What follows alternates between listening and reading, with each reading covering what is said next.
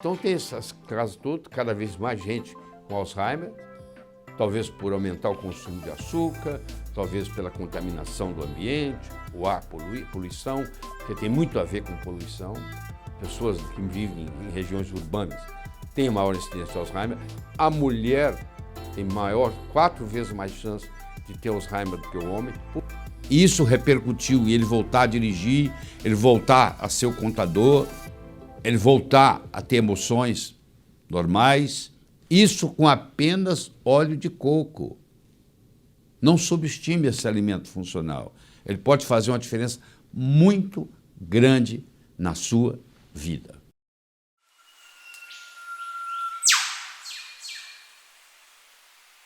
Olá, hoje eu vim conversar com você sobre a doença de Alzheimer, que foi descoberta por um médico alemão em 1908. Foi praticamente o primeiro caso descrito. Você vê o seguinte, desde que descreveu esse primeiro caso, que era uma doença rara, praticamente inexistente, as pessoas ficavam velhas sem ter que ficar gagá, tanto é que os velhos eram respeitados porque traziam uma grande experiência. Você vai nas tribos indígenas, quem que manda na tribo? É a pessoa mais idosa, porque ela viveu mais, ela tem mais experiência, ela tem mais memória. Só que a doença de Alzheimer, ela vem e uma das coisas que a destrói é a memória, principalmente a memória recente. Então, aquela sabedoria toda sem memória não adianta nada. Então, o que aconteceu? O número de pessoas com Alzheimer começou a aumentar. E hoje é uma das principais causas de morte nos Estados Unidos. E é uma doença muito cara. Os remédios são caros, o trabalho que tem do cuidador, da família. Quando você tem uma pessoa com Alzheimer na família, a família toda fica comprometida. Então é um problema muito sério para todo mundo que está envolvido, todos os entes queridos. Existe um teste muito simples que a gente faz no consultório, que é a pessoa chega, você pede ela para desenhar um relógio. Do nada. Ela só não pode colar. E ela desenha o relógio.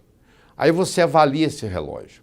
Tem gente que desenha um relógio, esquece de colocar o número, esquece de colocar o ponteiro do minuto, o ponteiro da hora, e assim por diante. Mas está ali. Aquilo ali fica registrado. Aquilo ali é o baseline, que a gente chama, é a base.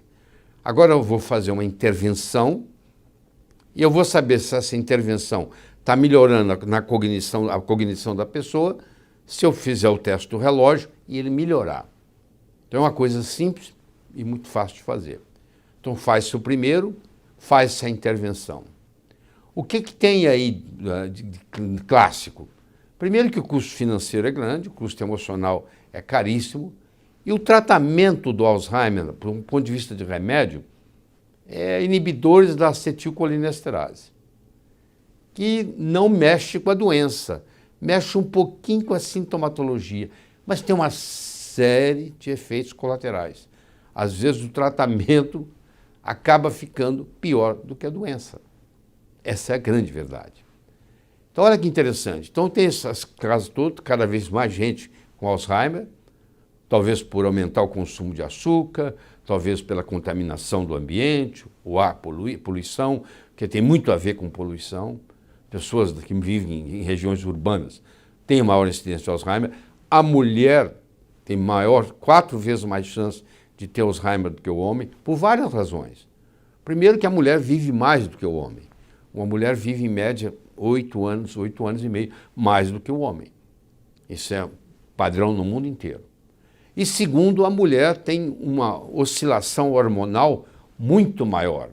Os hormônios na mulher são muito mais presentes do que o hormônio no homem, que os hormônios no homem. No homem é muito simples, é a testosterona. Na mulher é toda uma inteligência hormonal, e aí vem o caso quando ela fica grávida, aí vem o caso quando ela para de ovular, às vezes acontece antes da menopausa, aí vem o processo da menopausa. O fato é que tem mais Alzheimer em mulher do que em homem. Então, vamos ver a história. O que nós podemos fazer tirando os inibidores da acetilcolinesterase, que, como eu disse, tem efeitos colaterais e não funcionam bem. Então, Então, praticamente, até bem pouco tempo, não se podia fazer nada. Então, deixa eu contar para vocês a primeira história.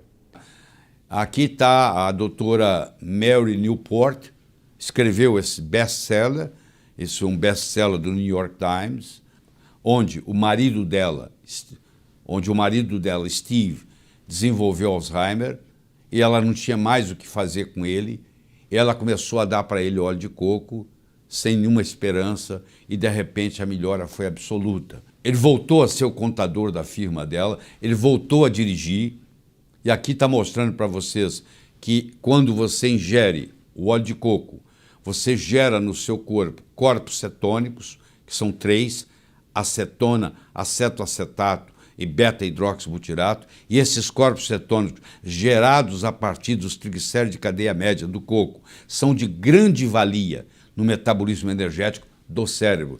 O cérebro gosta de ser alimentado com corpos cetônicos. Olha que coisa interessante. O paciente com Alzheimer, você faz um teste nele chamado teste do relógio. Você entrega para ele uma folha em branco e pede ele para desenhar um relógio. O Steve, o marido da doutora Newport, ela entregou para ele uma folha em branco um dia antes de começar o óleo de coco e pediu ele para desenhar um relógio. Olha o que ele desenhou. Ele fez um esboço, você não sabe que aquilo é um relógio. Aí ela colocou uma colher de sopa 3 vezes ao dia de óleo de coco. Olha o que acontece 2 semanas depois. 2 semanas depois, olha lá, compara o antes do óleo de coco, compara com 2 semanas depois. Agora, aqui 1 mês depois, 37 dias depois, olha a diferença que vai acontecendo. Isso aqui não tem jeito de não ser verdadeiro. Olha lá, mostrando o efeito. Isso repercutiu em ele voltar a dirigir, ele voltar a ser o contador, ele voltar a ter emoções normais. Isso com apenas óleo de coco. Não subestime esse alimento funcional.